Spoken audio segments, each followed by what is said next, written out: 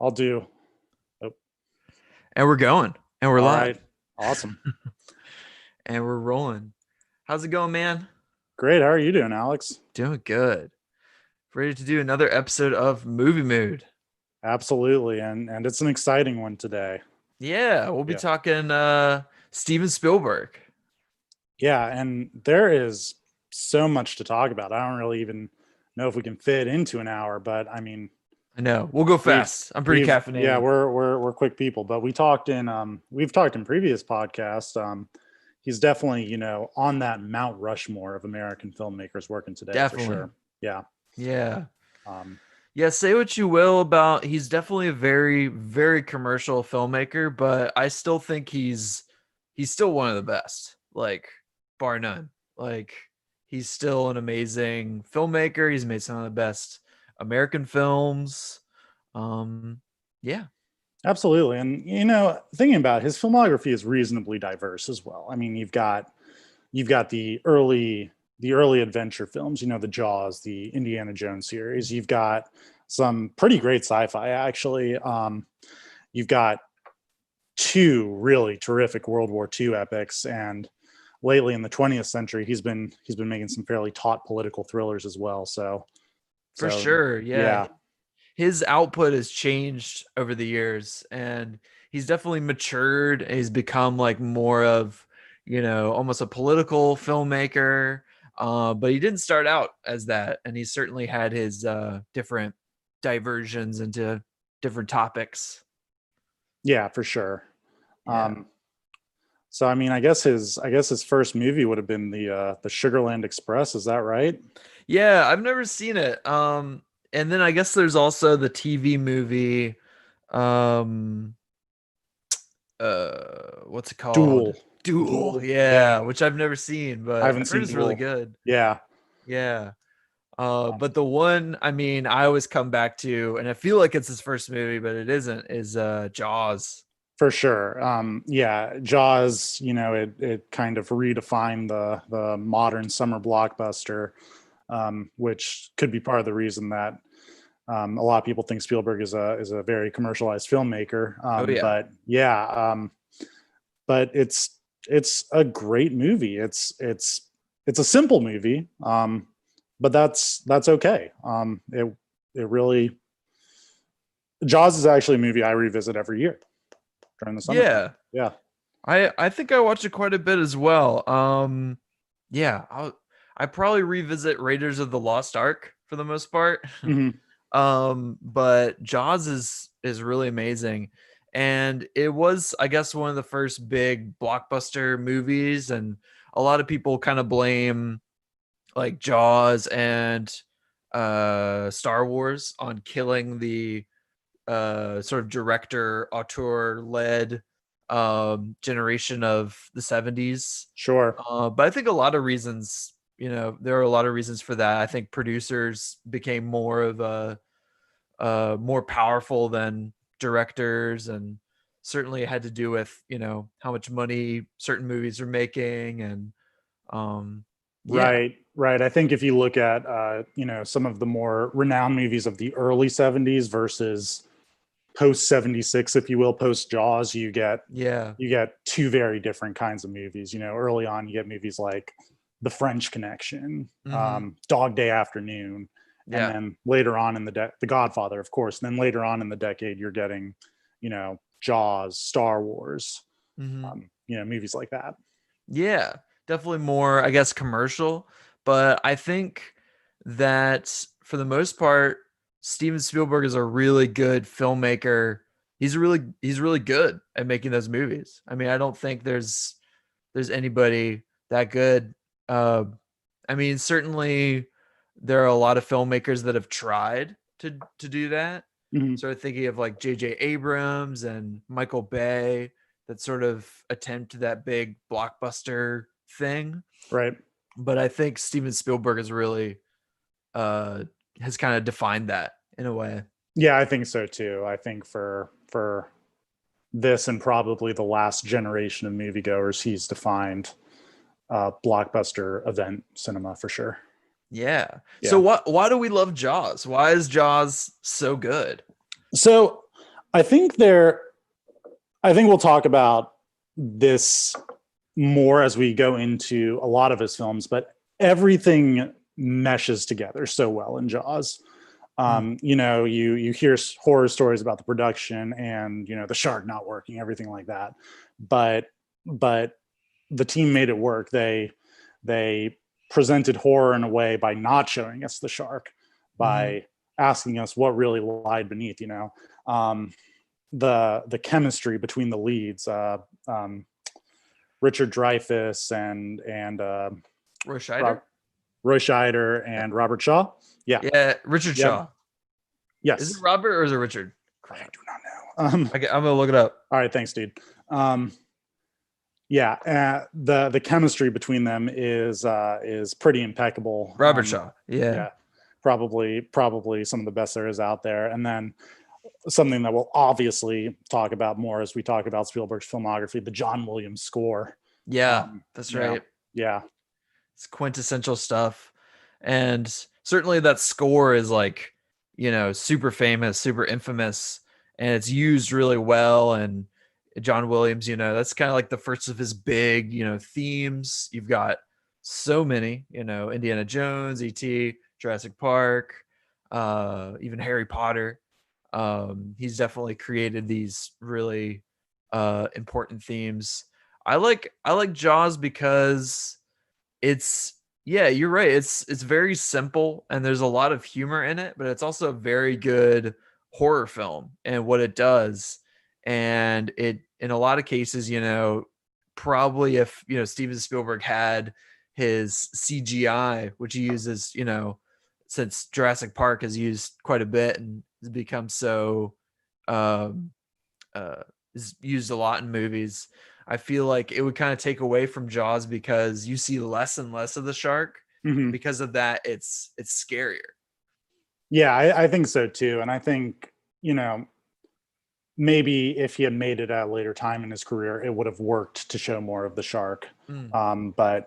But I think that he knew the limitations that he had at the time, and he changed his vision for it, and it worked quite well, to your point.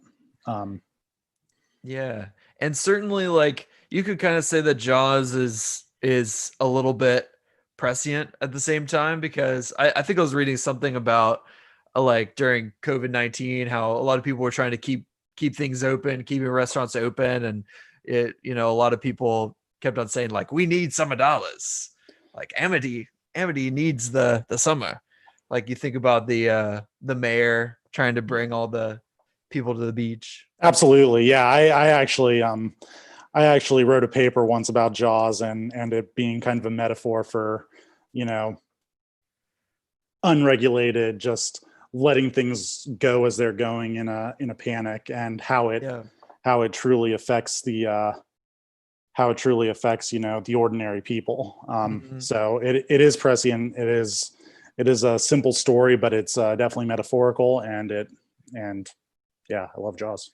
Yeah, and there's a lot going on in it. Like we were talking about, like, kind of humorously, but talking about how there's the class warfare also going on between the main characters. Yep, you've got Quint, the working man, you know, the captain of the ship, and then you've got Hooper, the scientist, who comes very from well off, family, very wealthy, and he's viewing everything from a very scientific perspective. He's more of an observer. It's not really until very late in the movie it has very little of a direct effect on him personally. Yeah. And yeah, I love Richard Dreyfuss. I do too. Appears in Steven Spielberg's movies, and he's just like, oh, they're all gonna die. Like, and you gotta love his asides. And I mean, Richard Shaw is amazing. His character is great. Yep. He's got that amazing speech. And it's almost like the first half and the second half of Jaws are kind of like their own things, and the second half is really good also, but it's, you know, it's less about them, you know, being afraid of the shark. I mean, it is a part of that, but it's like they're like chase, I guess. Right. Suit. Right. Yeah. But speaking of Richard Dreyfuss, an actor that I actually quite enjoy. I think he even Yeah. played an arguably bigger role in one of Steven Spielberg's movies from the 70s that is well regarded, but at the same time, I feel it's kind of overlooked in his filmography. And Yeah. that is Close Encounters of the Third Kind. Yeah, it's fantastic. I was watching there's a really interesting video. I'll have to find it, but it was some guy did a video essay of Steven Spielberg's movies. And if you think about it, it's kind of hard to pin down Steven Spielberg's style because it's kind of subtle. Like it's not Mhm. like Wes Anderson where you're like, "Oh, these colors, oh this, their costumes." Symmetry. It's Yeah. yeah, imagery, yeah. It's not really obvious in Steven Spielberg movies because it changes so much depending on the Right. movie. But the one thing that they said is it sort of has become, and apparently Close Encounters is the first one to do this, is there are these close-ups that are like people being in awe of something.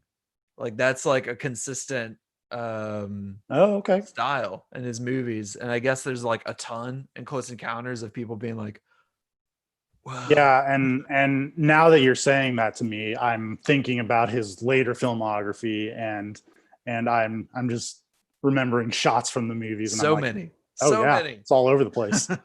It is all over the You've place. got it Yep. in from Private Ryan to Jurassic Park. Yep. Um, Very oh, famously in Jurassic Park when they see the dinosaurs for the first time. oh yeah, yeah, and Yeah. they're like weeping. Yeah, Yeah. Brontosaurus. Yeah. But yeah, I enjoy Close Encounters. Yeah, it's very good, and Mhm. his obsession with aliens is pretty great, and he's had some good ones for sure. Um, and a little bit of film nerdism. Francois Truffaut is in it. Oh, I did not know that. The French director. He's a big French New Wave guy. Yep. Yeah, he's the guy who's like hunting down the aliens, and I guess that was sort of his period when he came to Hollywood and was trying to like become a Hollywood director. He did Fahrenheit 451 back in the day. And apparently he was giving a lot of advice to Steven Spielberg that Steven Spielberg wasn't um, understanding. Oh, okay. A lot of stuff like you should just film them when they're not acting, like just film them. Right. And Spielberg was apparently like, "What? Like, That doesn't make why? sense. Why? Yeah. That doesn't make sense." But yeah, but he still is. He's good in it, I think, for who he's supposed to be. And yeah, it is kind of overlooked, but it's definitely a great one. I actually have Yeah, a Close Encounters shirt. it's Yeah. terrific. I absolutely love it. Hmm. It's it's a little bit more cerebral than a movie like Jaws or like What Comes Next, which is Indiana Jones. Hmm. But to your point, which is what I just kind of realized since you told me, like those Spielberg staples, those reactionary shots, they definitely do come through in the movies. So Yeah, for yeah, sure. And I think yeah, Jaws has less of that. I mean, I don't know if it has much. It's a little more straightforward, but Close Encounters for sure. There's a lot of it's very moody and it's like kind of intense. Like it's yeah, about family falling apart and this guy like leaving his kids and just becoming obsessed with aliens and but it works. It's awesome. yeah, for sure, Yeah.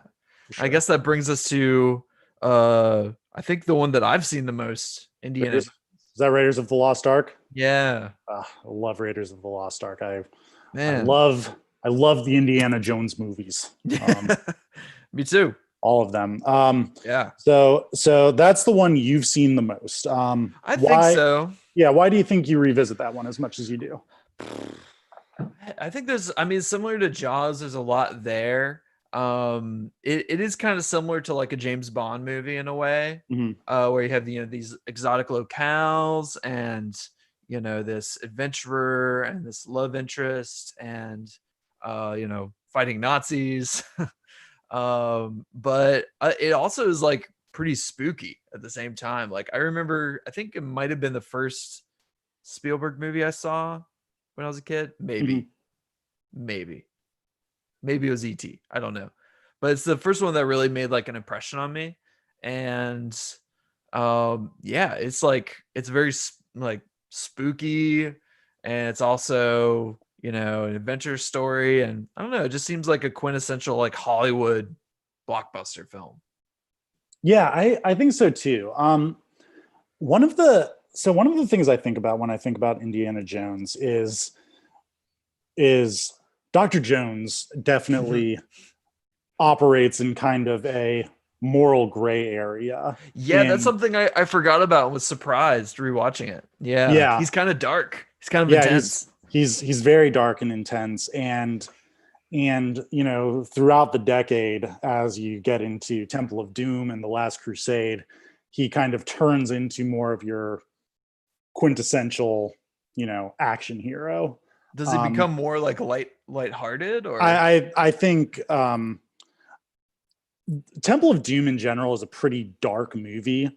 Yeah. But you know, his but when you watch Temple of Doom at the beginning of the movie, his motive, and he says it verbatim, is fortune and glory. But then as he progresses through the movie, he discovers a more ultimate goal. And then in the Last Crusade is actually a pretty lighthearted movie. Yeah. There's definitely those spooky elements that you have in Raiders of the Lost Ark, but there is a lot more comedy in it. He doesn't operate as much in that moral gray area. It's like he, through his adventures in the Temple of Doom and Raiders of the Lost Ark, he's kind of turned into a good man, if you will. Yeah.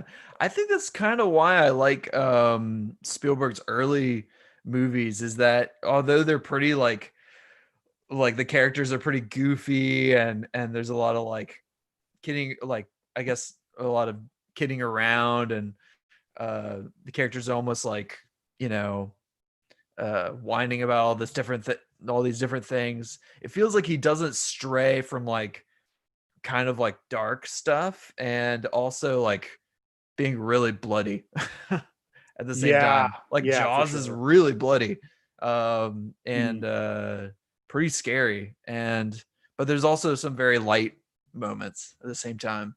Yeah, yeah, and I think later in later in his career, and I don't know if this has something to do with, you know, the creation of the PG-13 rating or what Mm, have you, but later movies, with the exception of, you know, some of the far more intense movies that we'll get to later, they're the action is kind of a little bit simplified down. It gets yeah, yeah. unless it's like Saving Private Ryan. Yeah, exactly. Yeah. That's what I was alluding to. Yeah. Yeah, right. Yeah. Yeah. It seemed like he continued to make sort of his childish movies, and like keeping them as like kids films. And Yeah. then he has his films like Munich Right, and exactly. Schindler's List, which are Yes. very, very intense films. Yeah, both very heavy movies for Yeah. sure. I guess that takes us to E.T. I'm gonna say a controversial thing. Are you ready? Yeah, I'm ready for it. A controversial belief. I think E.T. is overrated. So, I'm not gonna argue with you on that. It's probably been 10 years since I've seen ET, to tell the Yeah, it's been a truth. while for me too. It's Yeah. it's not the type of movie I gravitate towards, Mm. per se. That's just a personal thing. But when you say overrated, I know at the time it was, until one of his later movies, Jurassic Park, it was the highest grossing film ever made. Oh, that's right. Yeah. Yeah. So what do you think drew people to ET, and why do you think it's overrated? Well, I guess it's like a really, really well made kids film for the most part. And it's sort of similar to that, you know, his early work where it doesn't stray from those darker themes of like the government coming and like taking your stuff, and, you know, taking ET away and stuff. And those are some pretty scary stuff for a kids film, I think. And I think that since it was, you know, high grossing film, um, I guess I just saw it on the list of like great movies a lot, Mhm. and I thought, I don't know, like I don't know if it's my favorite of his movies, but it might have been the first one I saw when I was a kid. I don't know if I remember, but yeah, I just don't think it's his best. Yeah. I Yeah. I remember it didn't have too profound of an impact on me, No, me neither. in comparison to, Jaws. his Jaws, yeah, Yeah. sure, or Indiana Jones. I think Mm. I've I've got to think about what the first Steven Spielberg movie I remember watching was, and I honestly do think it probably was Raiders of the Lost Ark Mm. that I actively remember being a Steven Spielberg movie. Yeah. Yeah, Yeah, and it's a good one, but I just think, not my favorite. Indiana Jones, I I like better. Saving Private Ryan, I like better. But it's not a bad movie at all. It might even be a great movie also. yeah.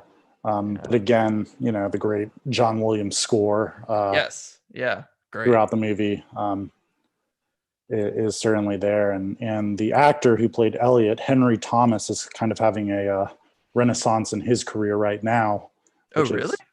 is which is interesting through Netflix shows like The Haunting of Hill House and The Haunting of Bly Manor. But Oh, that that's is right. That that is dude. yeah. Oh, I forgot. He's also in another really good movie called Her Smell. Oh, that's crazy. I was Yeah, wondering because I was like, who's that guy? He kept on appear. Yeah, he's had a comeback. yeah, for sure. Yeah. Like I wouldn't recognize him at all. Exactly, Yeah. exactly. Yeah, and that's cool. That's just kind of a tangent, but Yeah. that's something I That's remember from ET is like the wow. children, Henry Thomas, and then of course Drew Drew Barrymore. Barrymore. Yep, Yep. Hmm. yep. Mhm. Yeah, that's wild. Have you seen The Color Purple? I haven't. Yeah, it's good. It's worth Yeah, watching. yeah. Yeah. I think a lot of people kind of envision Spielberg starting to make those more serious epic movies with like Schindler's List, but I look at his filmography and you see movies like The Color Purple, Empire of the Sun in the Hmm. in the 80s, so it's something that he's been doing since very early on in his career. Yeah, I think it probably has to do with ET. Also, I guess, because I guess that's like the highest grossing film, was the highest grossing film at one point, and he's certainly been known as like a very commercial director. And I think that was his kind of attempt, Color Purple and Empire of the Sun, to be like, okay, but I'm also like a serious filmmaker. Right. And Color Purple and Empire of the Sun also are very, very good movies. Um, I haven't read the book The Color Purple or Empire of the Sun, but apparently it like tones down a lot of the sort of transgressive stuff in both of the books. Mm. And apparently I saw something and he was like, if I did it again, I would do it more like the books. But back in the day, he wanted to, please audiences and make people happy. So he didn't really go there. Sure, sure. Um, yeah, but both are fantastic in their own way. Oh, there's Yeah. also, have you seen Always? No. It's interesting. I think I watched it when I was a kid, but it's like it's with Richard Dreyfuss, but it's okay. Okay. It's like about this pilot that dies and comes back as a ghost. Interesting. Yeah, there are definitely a few movies in his filmography that kind of You don't know where to put them. don't know where to put them among the masterpieces that he's made, like Yeah. right between Close Encounters of the Third Kind and like the Indiana Jones series, you've got 1941, Oh yeah. yeah, which was a movie I saw a very, very, very long time ago. Yeah, or something like Hook, I guess. Yeah, Hook stands out. I Yeah. remember I had a VHS of that when I was a kid, and I watched that pretty regularly. Yeah, I actually never watched it as a kid, so I have a hard time going back and watching it now. I think I tried to watch it and I was like, I can't. I just Mhm. can't. I think what makes a children's movie really special is if you can have never seen it and then watch it as an adult and Mm, have appreciation for it. that's true. That's Yeah. true. Yeah, because I know you and I, like, we both don't relate to the Goonies Yeah. nostalgia. Right. Exactly. Yeah. And the first time I saw that, I was probably 20, and I was like, "What's this?" This Yeah. sucks. Yeah. Hate the Goonies. Yeah. Yeah, the Goonies, overrated. Yeah. Somebody get mad at us on No. YouTube. Yeah. Come at us. Come at us. let's talk Jurassic Park, which you have an Oh, awesome shirt of. please. Yeah.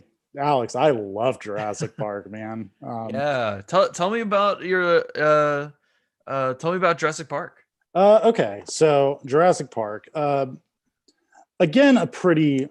it's kind of like Jaws, Mm, the monster movie, if you will, and fairly straightforward in its storytelling, fairly straightforward in the understanding of the characters you're supposed to like and be rooting for versus mm, the characters that are kind of morally questionable. mm. um and and it's another one where all of the elements of it just come together and they work.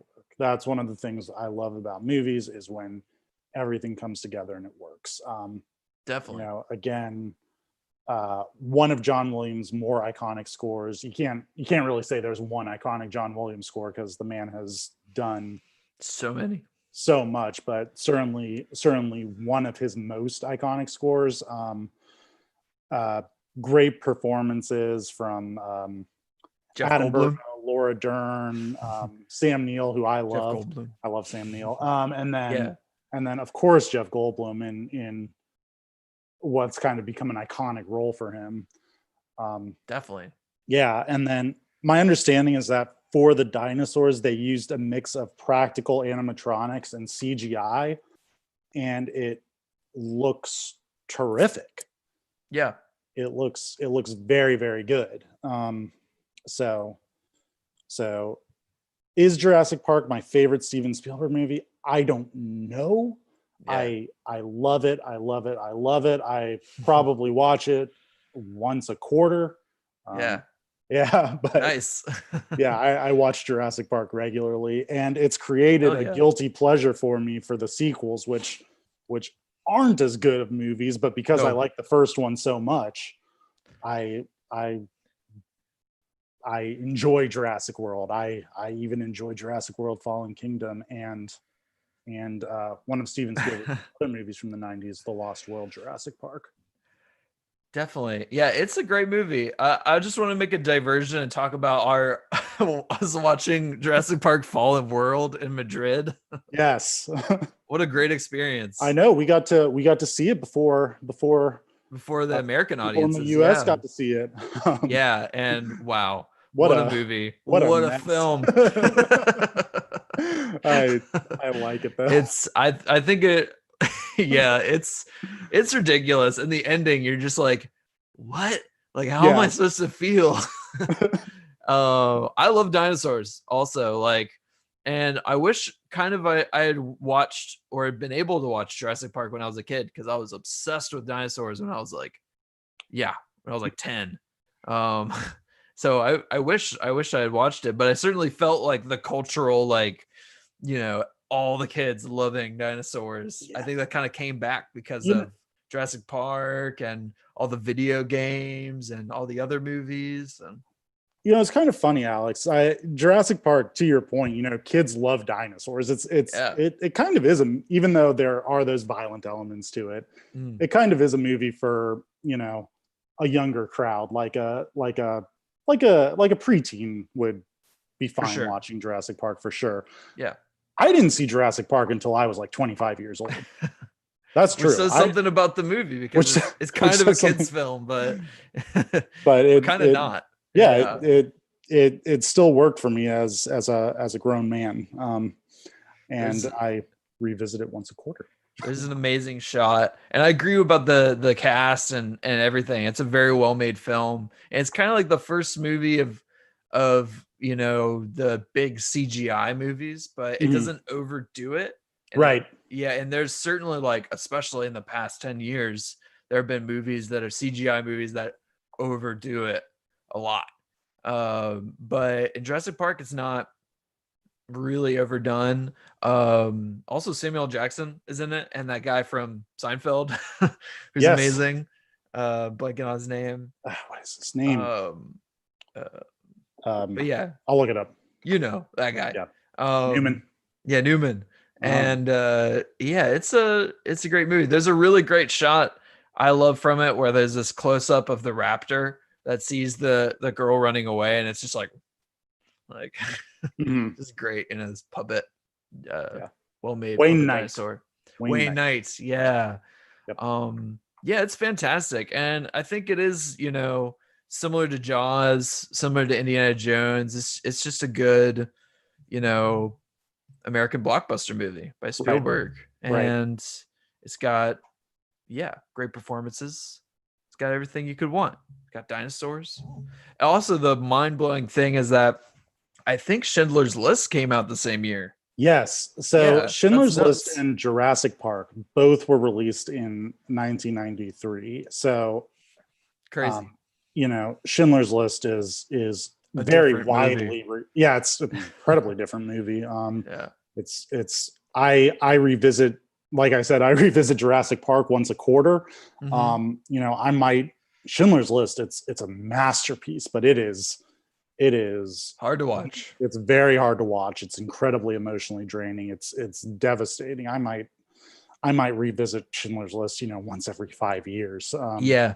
Yeah. Yeah, It makes an impact on you for sure. yeah. Yeah. And that was the movie that Steven Spielberg won his first Academy Awards for best director and best picture for, and Right. incredibly well deserved. Yes, for Yeah, sure. yeah. Yeah. It's a very, very well made movie. And yeah, I remember one time when I was in high school, I had like a laptop and I saw the DVD.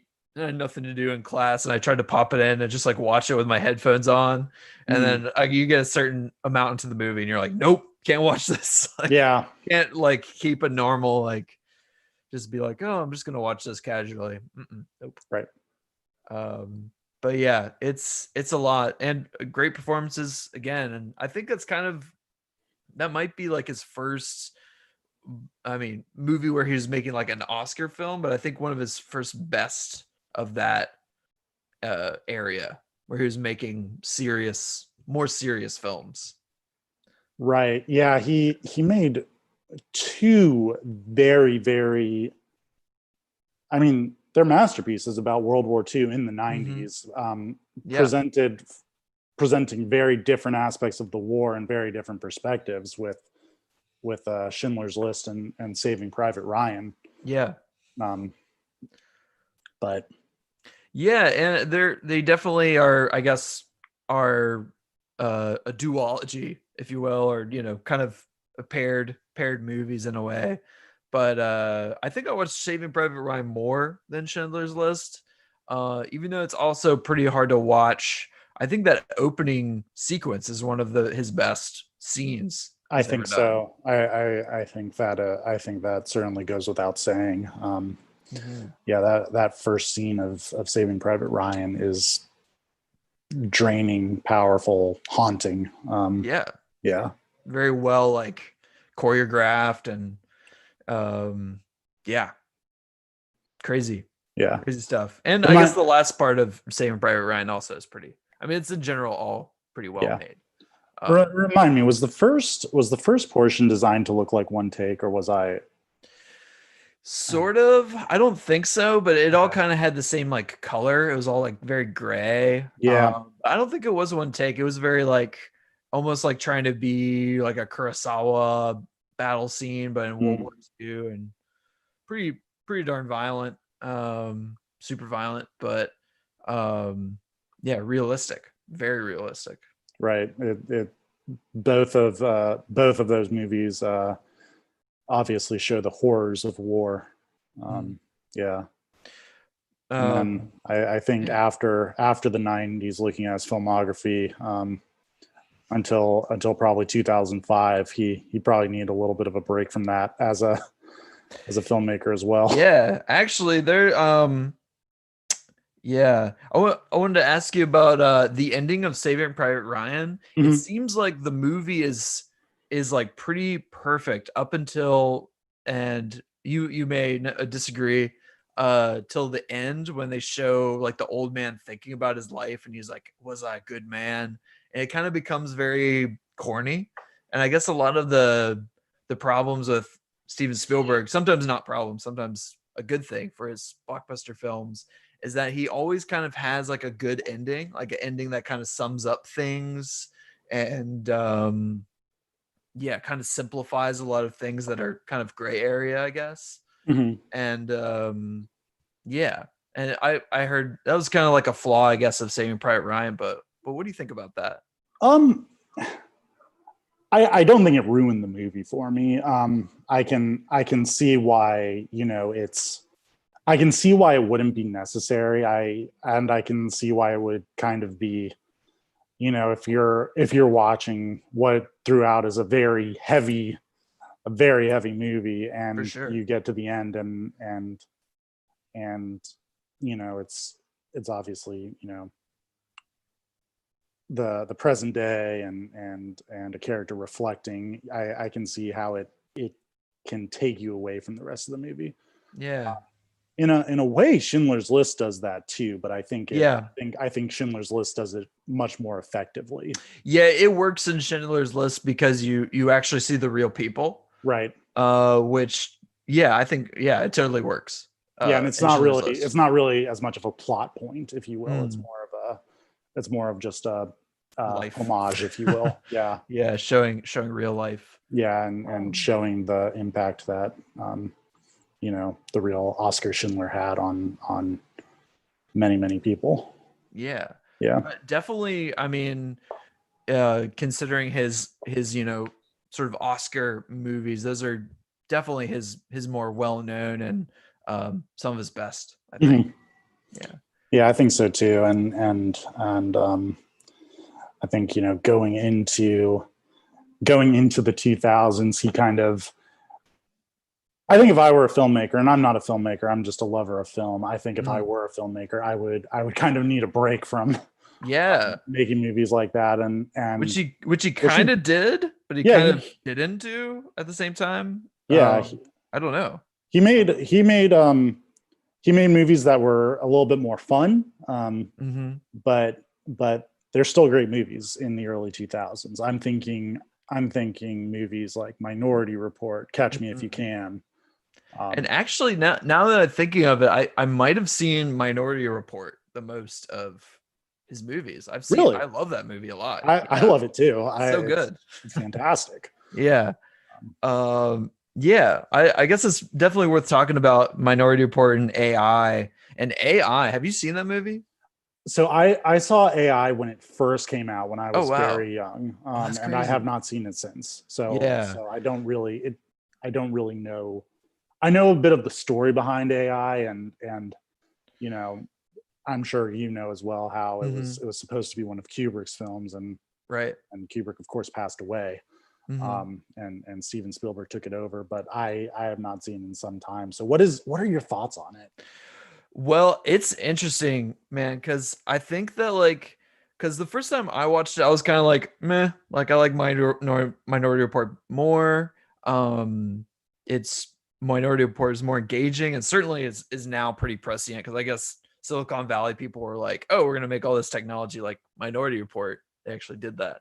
So like now we do actually get personalized ads, like in that Right. scene where he walks through the hallway. Yep. So that's now real, part of our reality. But AI, there's like a lot of people, a lot of critics that believe it's like one of his best because like maybe even his best movie that kind of sums up his like style because it's all about like this kid that's sort of like I guess is a robot but is kind of this blank slate for all these emotions, Mhm. and it does a lot of those shots where he's like awe inspired and stuff. And it's supposed to be kind of like him dealing with his own like style of cinema, but it's like kind of subtle, but also has like a lot of Kubrick stuff, like kind of similar to Clockwork Orange a little bit. And yeah, but it's interesting. I'll probably have to rewatch it. Well, I'll probably rewatch it at some point. But in that video essay that's about like his style, they talk a lot about that movie in particular. So it's definitely worth watching. I think it's kind of an underrated gem of his, as well as Minority Report. Again, Minority Report, close to my heart. Great movie. Yeah, and I think Minority Report, when it was released, it performed well and it was well regarded. It's kind of, for some reason, over the last few years, it's kind of fallen by the wayside. But it certainly, stands as a terrific Spielberg movie. Yeah. Yeah, And similar to his to Jaws and Indiana Jones, it doesn't stray from that really dark stuff, like with his kid getting kidnapped and all that right, stuff. Like that's pretty heavy stuff for like a cyberpunk Hollywood entertainment movie. right. I guess I think, Blade Runner's pretty dark, but yeah. yeah. Kind of a tangent here, but I think this is probably the first Colin Farrell movie I saw. Oh, really? Yeah, Colin Farrell's a great actor. Yeah, he's awesome. He does everything. Max von Sydow's in it. Yep. Rest in peace. Rest in peace. Yeah, what Absolutely. a great actor. Yeah. Yeah, it's so good. Yeah, that's all I can say. It's a badass movie. Yeah. Alex, what are your thoughts on Catch Me If You Can?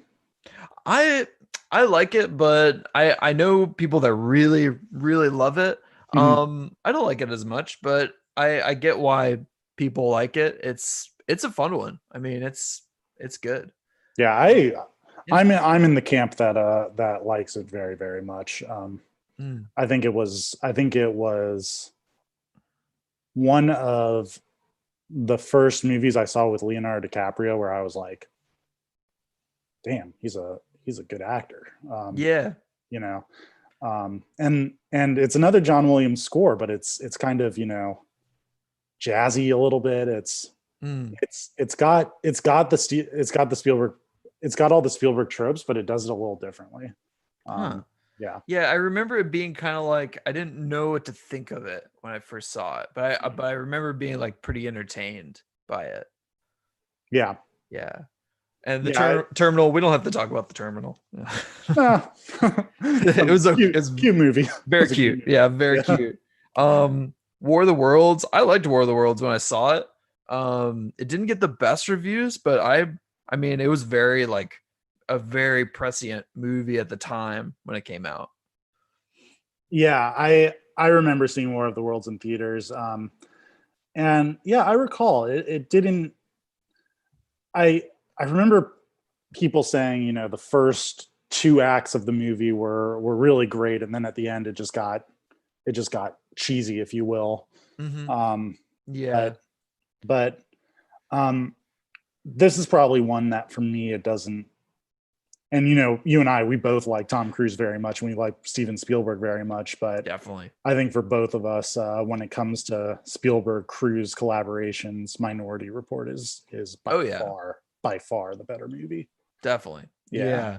War of the Worlds. I mean, I know you and I and our friend Patrick, we kind of have all our opinions about movies, but it's like some of us like War of the Worlds and some of us like Independence Day. And I guess it kind of depends. Is there another Alien movie? I'm blanking out. Yeah. So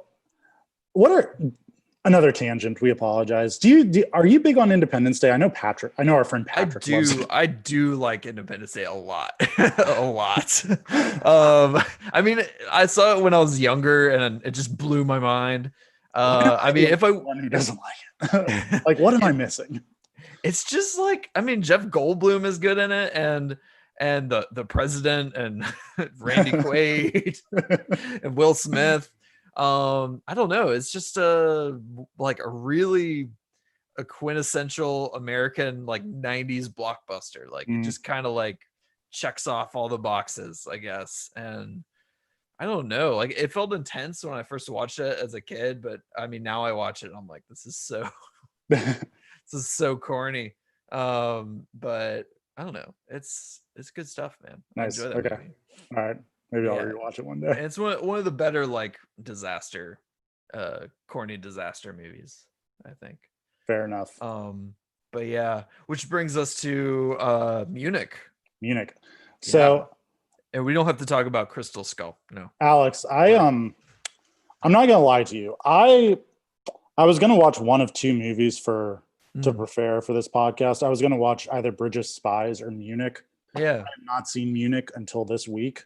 Oh yeah. Holy smokes, I was missing out on on a masterpiece. Yeah, it's great. And It Bridge of is, Spies is also good. and I am going to watch it. I I think just don't Munich have is the time. better Munich than Bridge of is Spies, I think. Munich. It blew me away. Mm-hmm. Yeah. Yeah, and it's kind of like, it's interesting. Yeah, there's a weird moment. That sex scene is weird. Yeah. Where is the Yes. flashback? And Yes. that was kind of like in the video I was talking about, the video essay, it was talking about like him like subverting his like awe gaze, you know what I mean? Where like people are like awed at something, like it's him kind of like messing with that, where this person is like looking back on the Munich terrorist attack, I guess. And it is kind of like about, he's in that movie in particular, he's really kind of like delving into that gray area Oh, yeah, for a sure. lot. Very I mean, much that's so. what, and I guess he got kicked out of Israel. He can't go back because of that movie. Really? Yeah, isn't that crazy? Wow. I don't know if they lifted that, but when it came out, they're like, you can never come back. Yeah, Rough. it certainly explores a moral gray area with in regards to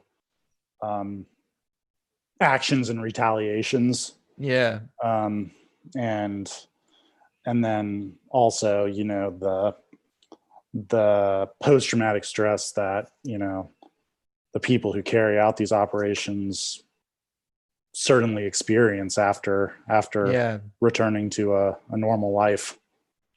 Yeah, it's something that is kind of good about Spielberg and his like action scenes. Can't talk. Scenes that he shoots is that they're really like, they're not really pleasant to watch. They're very gut wrenching, especially the scenes in Munich and Saving Private Ryan. You're just like, ugh, like it's not like a balletic, like, you know, people shooting guns and, you know, diving or whatever. It's really rough, hard to watch. Yeah. Yeah, it's very hard to watch. Yeah. But a great spy film nonetheless. Yeah. Which brings us to we could talk about 1010. I don't remember what 1010, what happened The there. Adventures of Tintin. The Adventures of 1010, yeah. Yeah, I didn't see The Adventures of Tintin. I didn't see War Horse. I actually really liked War Horse. Did you? Actually. Yeah, I liked it Nice. better than Lincoln, personally. Yeah. We could talk about Lincoln. Side note. So I was in Richmond when they were shooting Lincoln, and I saw Mr. Spielberg, and we waved to each other, and it was a special moment because that's awesome. I mean, he's like an important director, and I would like to direct one day. And also I had a Lego of him back in the day. So, Oh, that's cool. So actually, the way I could see him, you know, he was almost the size of a Lego when I waved to him. Mm-hmm. But that was a cool experience. What are your thoughts on Lincoln? So Lincoln is pretty good. It has an amazing performance from Daniel Day-Lewis And a great cast. Yeah. Yeah, a great cast all around. Sally Field, Joseph Gordon-Levitt, Tommy Lee Jones, who's always terrific. Yeah. grumpy Tommy Lee Jones. I like Tommy Lee Jones very much. Yeah. So, you know, I'm a fan of Tommy Lee Jones. He's great in Men in Black. Yes, absolutely. But I think about, you know, some of his more serious historical epics, if you will. You know, movies like kind of his heavier movies.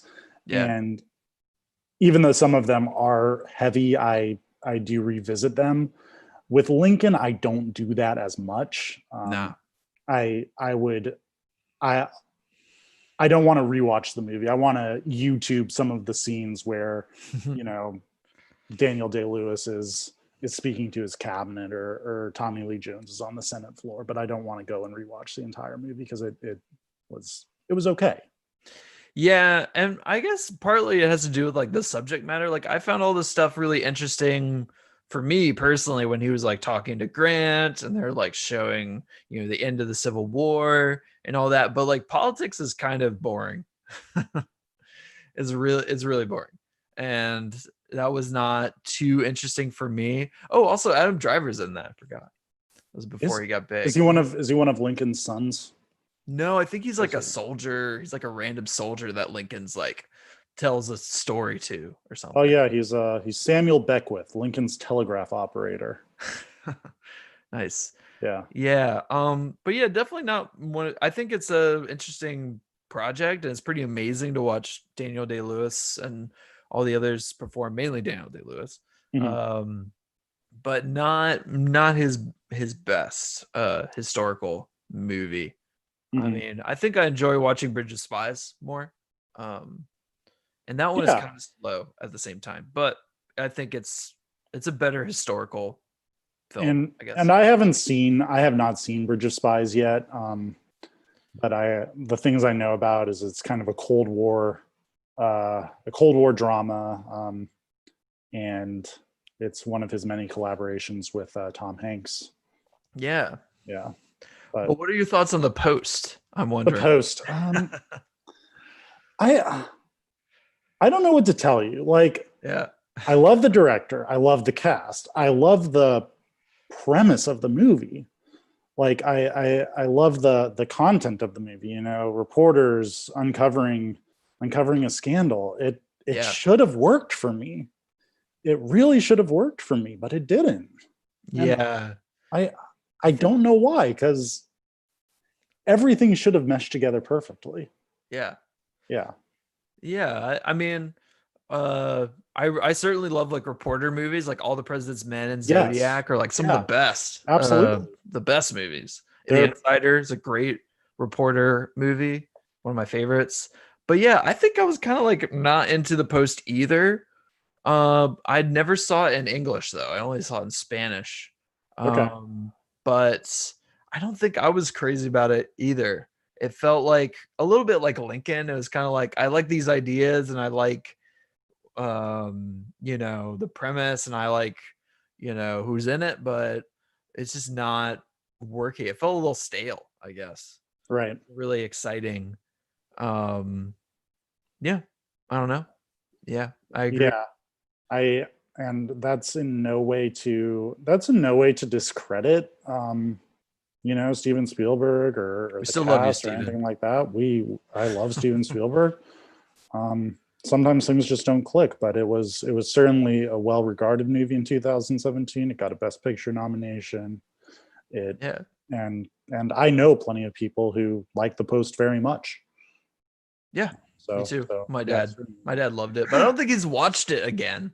Okay. Yeah. So that's usually a sign. Like he's watched First Man like every day for a week. Oh, every week, pretty much. I've been watching First Man for the past 2 years every day. I don't get it. I don't. I'm not with it. I'm not with you guys on that. I'm with it. I love it. I just thought every time when I was watching it, and I don't believe this at all, but I was just like, watching the moon landing happen, and I was like, wasn't that faked? Like, like that's just the entire time I was thinking that. But of course, no, it's a well-made movie, and I can appreciate it. I can appreciate the performances and the director, but it's just not. I would rather watch Mandy, I guess. Okay. Yeah. It's just not my thing, I guess. I do love like Apollo 13. Apollo 13. I love space movies. Yeah, space movies are great. Yeah, space movies are terrific, and The Right Stuff. Yes, and Chuck Yeager just passed away recently. Rest in peace, Chuck Yeager. But yeah, the Right Stuff. Another tangent, but The Right Stuff is a masterpiece. I'm cool with tangents. Let's make these tangents happen. Yeah, absolutely. Check out the Right Stuff. And Apollo 13. What's wrong with you?